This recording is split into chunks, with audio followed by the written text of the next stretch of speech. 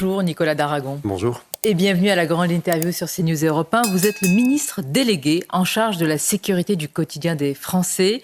La sécurité du quotidien, c'est faire en sorte notamment qu'un médecin en France puisse exercer ses fonctions sans être intimidé, agressé, comme ce fut le cas à Drancy, avec un médecin généraliste violemment frappé. Il a fermé, monsieur le ministre, son cabinet. Il a scotché un portrait de lui, le visage tuméfié. Comment vous qualifiez un tel déchaînement de violence ? C'est le recul de l'autorité partout, dans tous les pans de notre société. Un recul qu'on constate depuis une vingtaine d'années, où à l'école, il faut qu'on tutoie son prof, il ne peut plus être sur une estrade, où le médecin, on exige un comportement de lui, on exige un rendez-vous, on exige que ce soit un homme ou que ce soit une femme. On a à la fois basculé dans une société de consommation sans limite et une société où tous les repères d'autorité ont été levés, quelle que soit l'activité qu'on exerce. Évidemment, les professions médicales, tous les personnels en tenue, les forces de sécurité intérieure, tout est bafoué et donc il faut ce retour de l'autorité dans notre pays. C'est ce que nous défendons avec Bruno Retailleau. Un choc d'autorité, vous venez de parler de l'école, Nicolas Daragon, ultra-violence et ultra-rajeunissement également, comme ce qui s'est passé à Valence, avec une adolescente violemment agressée à la sortie du collège par un groupe de 5 et 6 filles de 15 ans. Certaines d'entre elles déscolarisées, elles l'ont également menacée de mort, terrorisée, elle ne veut plus retourner à l'école. L'autorité parentale, où est-elle dans ce cas-là ? D'abord, je voudrais avoir un mot de soutien pour cette famille que je recevrai, puisque ce sont des Valentinois et je suis toujours le maire de Valence. Le sujet, c'est qui est responsable. Et pour moi, c'est très clair. Ce sont les parents. Les parents qui sont responsables de l'autorité sur leurs enfants.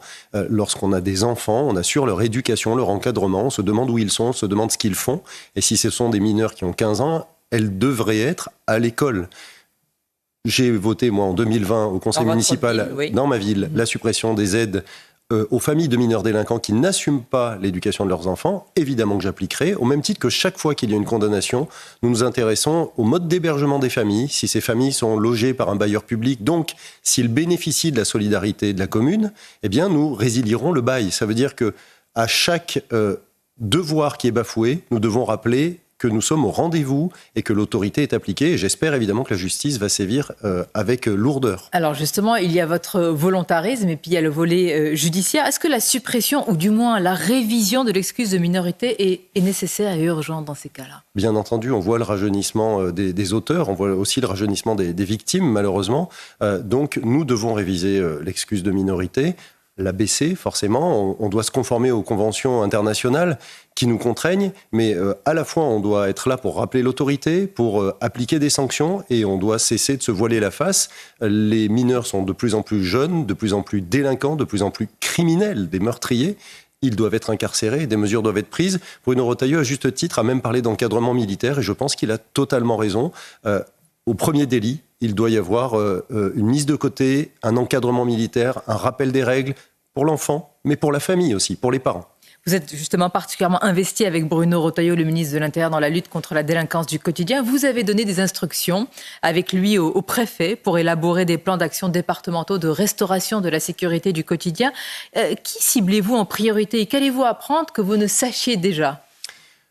On a demandé au préfet, aux commandants de groupement de gendarmerie, aux directeurs départementaux de la sécurité publique d'établir des plans précis, très ciblés, criblés véritablement, avec l'appui des élus locaux. Chaque élu local, chaque maire connaît chaque rue, chaque porche d'immeuble dans lequel il a des enfants, des parents, des familles à difficulté. C'est ceux qui gâchent la vie de nos concitoyens au quotidien que nous visons. Mais ce sont ceux également qui dealent au pied des immeubles, ce sont ceux qui dégradent les voitures, ce sont ceux qui font du tapage nocturne, ce sont ceux qui font de la mendicité agressive. Tous ces gens-là qui nous empêchent de vivre normalement au quotidien. Nous les ciblons tous, du petits consommateurs de drogue aux grands criminels. Nous voulons des plans détaillés qui nous permettent d'engager des moyens fortement. Cartographie de la criminalité, de la délinquance française. Exactement. Aujourd'hui, on a ça de façon un peu disparate. On veut avoir un plan précis par département pour allouer des ressources massivement. Pour protéger les citoyens. Et parfois, il faut aussi protéger, monsieur le ministre, les policiers. À Saint-Étienne, un vent de panique a soufflé dans le centre-ville il y a quelques jours. À une heure très fréquentée, un homme muni de plusieurs couteaux a menacé des passants et s'en est pris à une vieille dame. Et c'est un policier municipal qui est intervenu, armé. Il a donc neutralisé, comme on dit, il a abattu cet individu. Est-ce qu'il n'est pas temps que de généraliser l'armement des policiers municipaux. Vous le savez très bien, vous êtes un maire, que ces policiers le demandent. Certaines villes sont encore récalcitrantes. Que dites-vous à ces maires aujourd'hui qui refusent cet armement ? D'abord, je félicite les policiers municipaux qui interviennent chaque jour sur le terrain pour protéger nos concitoyens. C'est véritablement une troisième force qui s'est installée dans notre pays. Nous avons augmenté les effectifs de 40% sur ces 10 dernières années. Il y a 27 000 policiers municipaux. Il y en aura près de 40 000 dans une dizaine d'années. Je suis extrêmement favorable à l'armement des policiers municipaux. Et particulièrement à chaque fois qu'on se trouve dans une métropole, une grande ville ou en périurbain, parce qu'un policier municipal qui n'est pas armé dans ce contexte a littéralement une cible dans le dos. Il est important qu'il se sente protégé, puis qu'il puisse protéger nos concitoyens. Le malfrat, lui, il ne fait pas de différence entre deux uniformes. Donc j'y suis favorable, mais je redis, c'est la libre administration des collectivités locales. Le maire décide de créer une police municipale ou non, de l'armer ou non, et peut-être de lui donner encore d'autres pouvoirs demain. C'est ce à quoi nous travaillons dans le Beauvau des polices municipales. Il y a l'armement létal, il y a aussi l'armement psychologique. La question est de savoir, Nicolas d'Aragon, si ce qui arrive à un policier qui fait usage de son arme, les policiers hésitent, et vous le savez très bien, parfois à sortir leur arme car ils deviennent automatiquement suspects. On a vu ce qui s'est passé dans l'affaire Naël. Est-ce que vous êtes favorable à la présomption de légitime défense pour les policiers ? Alors, je précise que certains policiers qui y sont favorables estiment même que ça peut être un gadget, mais malgré tout, ils préfèrent avoir cette présomption pour ne pas être considérés comme suspects quand ils font usage de leur arme. Oui. 1000 fois oui. Est-ce que les malfrats hésitent une seule seconde à leur tirer dessus ? Est-ce qu'ils hésitent à tirer sur nos concitoyens ? Je n'ai aucun doute sur le fait que nos policiers sont formés et utiliseront les armes adaptées, parce qu'ils ont des armes intermédiaires, si c'est nécessaire. Et évidemment que je sais très bien que nos policiers hésiteront, se questionneront, ont les bons réflexes pour sortir en une arme fraction au bon de moment. seconde. En une fraction de seconde, mais ils sont formés pour ça. Ce ne sont pas monsieur et madame tout le monde qui se baladent avec une arme. Ce sont des gens qui sont formés pour ça. Et donc, il faut à la fois leur montrer... Vous savez, c'est en effet symbolique, mais c'est aussi un soutien que nous réaffirmons à nos forces de sécurité intérieure au moment où ce discours qui agresse nos forces de sécurité intérieure en permanence est porté par l'extrême gauche, par LFI. Il faut que nous soyons là pour dire à nos forces de sécurité que nous les soutenons et que nous le prouvons en accordant cette présomption de légitime défense, qu'ils se sentent, pardon de le dire, à l'aise dans l'exercice de leur métier. Et leur métier, c'est de nous protéger. Il faut qu'ils soient armés et il faut qu'ils sachent qu'ils ont la palette qui est à leur disposition pour intervenir quand nos concitoyens sont en danger ou eux-mêmes sont exposés. Nicolas d'Aragon, ce matin sur CNews Europa, nous avons parlé de ces violences. Certains les appellent violences gratuites du quotidien. On oublie souvent d'évoquer, je voudrais le faire ce matin avec vous, la délinquance sur Internet. La cyberdélinquance avec des cyberattaques de particuliers, parce que souvent nous avons des remontées de téléspectateurs ou d'auditeurs qui nous en parlent. Là encore, quel réarmement ? Alors, il y a à peu près 300 000 personnes qui déposent plainte par an sur des sujets de cyberharcèlement ou de hameçonnage. Et 90% de nos concitoyens qui disposent d'un compte Internet ont déjà été perturbés par de l'hameçonnage ou par des tentatives. 55 collectivités qui ont été piratées, donc le Conseil départemental de l'Ardèche l'an dernier, ça avait fait la une de l'actualité. Donc nous avons décidé de mettre en place une plateforme unique sur laquelle ils vont pouvoir déclarer, déposer plainte, entrer en contact direct avec un gendarme ou un policier. Ça s'appelle 17 Cyber. C'est gratuit, c'est 7 jours sur 7, c'est 24 heures sur 24. On déclare, on peut être en contact direct, un chat en direct comme ça existe sur d'autres sites internet. Et on va pouvoir avoir des réponses. Le sujet de 17 Cyber, c'est qu'aujourd'hui, quand on dépose plainte, c'est tellement complexe qu'on a rarement des réponses. C'est une forêt souvent administrative. Exactement. Ça sera mis en place dans les Le 17 décembre, la valeur symbolique est importante. Puisque 17 Cyber, le 17 décembre. Et puis aussi parce qu'on est juste avant la période de Noël, où on utilise beaucoup sa carte bleue, j'espère dans les commerces de proximité, mais parfois aussi sur Internet. Un rapport de la Cour des comptes, monsieur le ministre, dévoilait avant-hier l'insuffisance de la lutte contre les narcotrafics, alors que cette gangrène touche près de 79% des communes françaises. D'ailleurs, quelles que soient les communes, centres urbains et campagnes, avec souvent l'emploi de mineurs hyper violents, totalement désinhibés, comme le rappelait hier à votre place lors de cette grande interview la magistrate Béatrice Brugère. Alors, il est vrai que ce rapport porté sur, l'ancien gouvernement et la politique avant vous. Malgré tout, est-ce que ce que vous avez proposé avec Bruno Retailleau peut être suffisant face à cette pieuvre et ces tentacules aujourd'hui ? Ce qui est sûr, c'est qu'il faut totalement réorienter notre action, au même titre qu'on a été capable de le faire sur la lutte antiterroriste en 2015 et qui a porté ses fruits. Ça veut dire qu'il n'y a plus de tuerie de masse.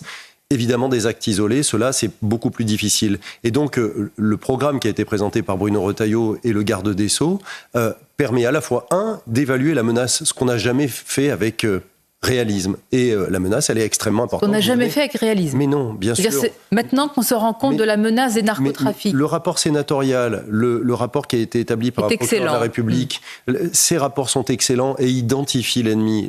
Quand on veut lutter, il faut identifier l'ennemi. Peut-être qu'on n'en a pas pris la mesure. On en a pris la mesure localement, partout. Mais ces plans départementaux, ils vont aussi nous permettre de faire remonter l'information. Le deuxième sujet, c'est quel est l'arsenal qu'on met en face. Le renforcement des moyens à l'eau faste, la création d'un parquet spécialisé, ça va permettre d'avoir des gens qui ne font que ça, et donc qui peuvent remonter des filières interdépartementales alors que parfois on est trop cloisonné. Et puis le dernier point, c'est de dire qu'on va attaquer tout le spectre du consommateur. La consommation festive, ça n'existe pas. Ça nuit à la santé mentale des adolescents. Il faut le rappeler. On a des gens qui veulent dépénaliser, mais sont-ils lucides ? Ça démultiplie la mortalité dans les accidents de la route.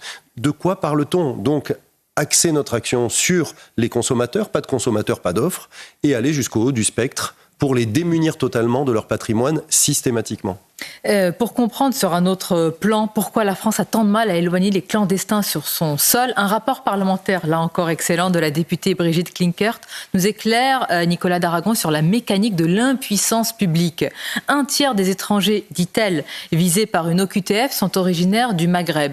Qu'est-ce qui a changé depuis, par exemple, le voyage présidentiel au Maroc ? Est-ce que l'exécutif a pu obtenir, dans un contexte très particulier, en plus avec l'arrestation de Boualem Sansal en Algérie, quelque chose de ces pays du Maghreb ? Le sujet est beaucoup plus général. D'abord, il faut qu'à l'échelle de la France, on modifie les dispositions. Il y a déjà eu une première circulaire fin octobre du ministre Taillot pour rappeler au préfet qu'il fallait agir systématiquement contre les étrangers. Ce qui est incroyable, c'est-à-dire on rappelle en fait la loi. On rappelle la loi, mais on avait aussi la circulaire Valls qui posait des conditions un peu plus souples, et donc il faut durcir le ton parce qu'on voit bien que ça ne fonctionne pas.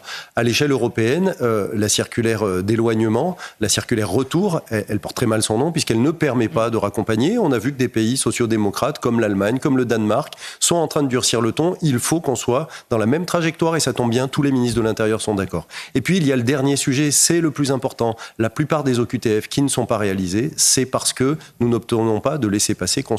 Il faut donc durcir le ton et il faut être au rendez-vous de mesures, parfois de réponses à ceux qui ne jouent pas le jeu. Encore faut-il avoir les moyens de ce bras de fer. Dans le détail du rapport, les obstacles sont d'abord les pays sources, Algérie, Maroc, Tunisie, essentiellement qui ne délivreraient pas, comme vous l'avez dit, qui ne délivrent pas de laissez-passer consulaire, mais aussi comme obstacle, ce qui est incroyable, monsieur le ministre, il y a des annulations judiciaires passives et les refus d'embarquer qui explosent. C'est-à-dire qu'il y a l'OQTF, il y a le laissez-passer consulaire, mais on ne peut pas embarquer parce qu'il ne veut pas embarquer. Peut-être aussi que le commandant de bord, pour des raisons de sécurité, ne l'autorise pas. Est-ce qu'on ne se dit pas qu'on marche sur la tête quand même ? 650 annulations judiciaires par mois environ, 150 refus d'embarquer par mois environ, ça fait 900. Ça veut dire l'équivalent de ce que nous réussissons à expulser par an. On doublerait. Alors les révisions judiciaires, on ne peut pas les commenter ici parce que c'est une par une qu'il faudrait les analyser, mais les refus d'embarquer, c'est l'état de droit dont parle Bruno Retailleau. Peut-être qu'il faut des vols dédiés, charter. C'est qu'aujourd'hui, on protège, spécialement pour ces dans OQTF. notre droit, on protège les auteurs. On protège ceux qui doivent être... Dans notre droit, on protège les auteurs. Mais oui, bien sûr, on protège plus les auteurs que les victimes. Quand on voit l'amoncellement de droits qu'on accorde, évidemment qu'on est un état de droit et qu'on ne doit pas être dans un pays qui se transforme en dictature, mais je crois qu'on en a trop mis et qu'aujourd'hui, celui dont on a prononcé l'expulsion, il sait qu'en montant dans l'avion, s'il se cogne la tête contre la cloison ou s'il dit qu'il ne veut pas embarquer, il va rester dans le pays alors qu'il y a une décision judiciaire ou administrative. C'est pour ça que vous aviez dit l'étranger agresseur dehors, l'étranger qui viole dehors, ou l'étranger islamiste dehors. On entend encore une fois, je le dis, votre volontarisme ce matin sur CNews Europe 1. Encore faut-il que vous puissiez mener à bout votre action alors que le Rassemblement national, Nicolas Daragon, s'achemine vers la motion de censure. Est-ce que vous demandez ce matin, comme l'ancien ministre de l'Intérieur Gérald Darmanin et Michel Barnier, des concessions, des compromis pour pouvoir justement poursuivre votre action ? D'abord, je crois que le Premier ministre a fait montre d'une volonté de concertation depuis son installation. C'est pas le cas selon Marine Le Pen. Il a encore reçu Marine Le Pen il y a 48 heures. Mais pour discuter de quoi ? Il a évoqué la proportionnelle dans son discours sur les médias. Il a évoqué le sujet de l'énergie sur lequel il est prêt à avancer. Mais en vérité, je crois qu'aujourd'hui, on a une association, une véritable alliance objective entre les extrêmes. Vous savez, il y a des pays où quand on vote une motion de censure, elle est constructive. On propose quelque chose ensuite, en Allemagne ou en Espagne. Aujourd'hui, elle est destructrice. On ne sait pas vers quoi on va ensuite. Vous dites aussi la chienlit, le chaos, la crise financière, la crise économique. Je dis que nous nous mettons en danger. Les marchés financiers l'ont montré hier puisque notre taux d'emprunt a dépassé celui de la Grèce. Et donc, on voit bien que ça n'est pas juste pour faire peur. On ne crie pas au loup. On est en train de dire, attention, nous sommes en difficulté. Ça n'est pas un mur qu'on va abattre. C'est une digue qu'on va ouvrir. Et on ne sait pas jusqu'à quel moment nous allons garder la tête en dehors de l'eau. Les marchés financiers sont en train de s'exciter. On voit bien que l'économie commence à ralentir. Les signaux sont mauvais. Il faut donc être raisonnable. Il faut être responsable. Dernière question, puisque vous parlez de maintenir la tête hors de l'eau. La tête, symboliquement, du président de la République est-elle aussi en jeu? Parce que certains se demandent, est-ce qu'il pourrait y avoir une présidentielle anticipée dans ce cas-là? Puisque c'est l'inconnu. Je suis ministre d'un gouvernement, donc je suis respectueux des institutions françaises. J'ai une loyauté vis-à-vis de la République qui est intangible. Ça veut dire que le président de la République, il décide de son destin. Nous sommes au travail pour les Françaises et les Français. C'est ce qui nous occupe, c'est tenter d'apporter des solutions dans un moment de crise exacerbée. Et vous l'êtes au ministère et également en tant que maire de votre ville. Merci Nicolas Daragon, c'était votre grande interview. Bonne journée, à bientôt. Merci.